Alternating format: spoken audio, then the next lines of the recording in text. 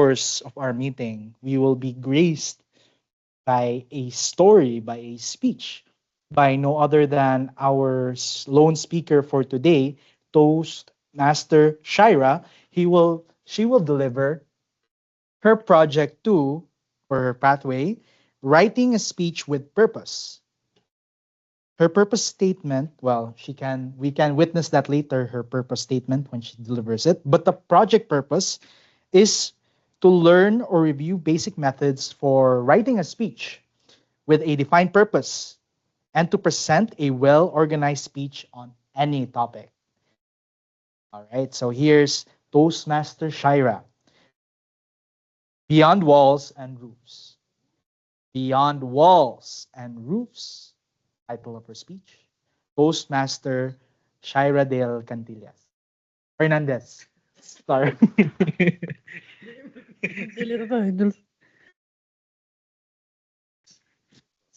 Okay. Maklaro ako sa camera dulu. Uy, sige.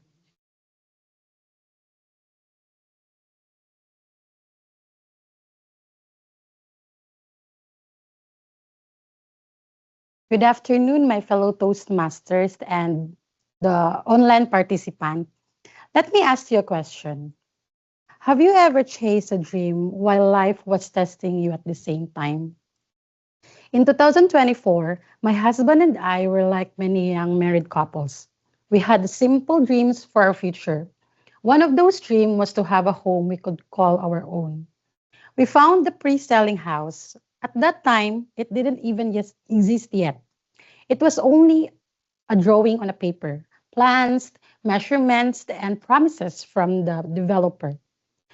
But when we saw it, something in our hearts said, this could be our future home. For us, it wasn't just about buying a property. It was about building a future, a place where someday we could raise our family, create memories, and grow together. But shortly after we made that decision, life gave us a challenge we never expected. My father was diagnosed with chronic kidney disease stage 5 and he needed a weekly dialysis treatment. For those who know dialysis, it is not physically exhausting for the patient, it is also financially heavy for the family. Suddenly, our priorities changed. Instead of focusing only saving for our house, we were also helping support my father's treatments. Medical expenses started coming in, dialysis schedules became part of our weekly routine. And sometimes at the end of the month, we would quietly ask ourselves, can we really continue this? Can we keep paying for the house while supporting our family? There were moments when we thought about letting go of the house. Because when you're a young married couple just starting life together, every peso matters, every decision feels heavy, and sometimes your dreams feel bigger than your reality. But during the difficult season, I realized something important. A home is not just built with money. A home is built with faith, sacrifice, and love.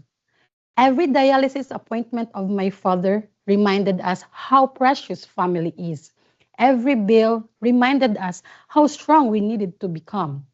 And every month that we continue paying for the house, even when it felt difficult, reminded us that some dreams are worth fighting for. My husband and I kept encouraging each other. Whenever one of us felt worried and down, the other would say, let's just take it just one step at a time. We prayed, we worked harder, we supported our family, and we trusted that if this dream was truly meant for us, God will make a way. Years passed, sometimes progress felt slow. Sometimes we wonder if we would ever see the house finished. But little by little, the house started to rise. First, there was land, then the foundation, then the walls and the roofs. And finally, the house that only existed, only papers, was built. When I saw it, I felt emotional Because the house represents every sacrifices, every prayer, and every moment we choose to keep believing even when things were uncertain. And when we step inside our house or home, we reminded of something very powerful. There is hope in our home. Whenever we feel tired, we go there, we look around, and reflect on the sacrifices we made. We remember the struggle, the prayer, and slowly our weariness fade because we see all the hard work has built. That house is not just walls and a roof. It is a testimony, a reminder that even the hardest season of life, hope can still be built. You know, the beauty of the waiting season is deeply challenging. Waiting tests your patience, your faith, especially your strength. But sometimes the waiting season is also where the strongest foundations are formed. Because during those years of waiting, my husband and I did not just build a house. We built resilience in our marriage. We built stronger faith. We built deeper love for our family.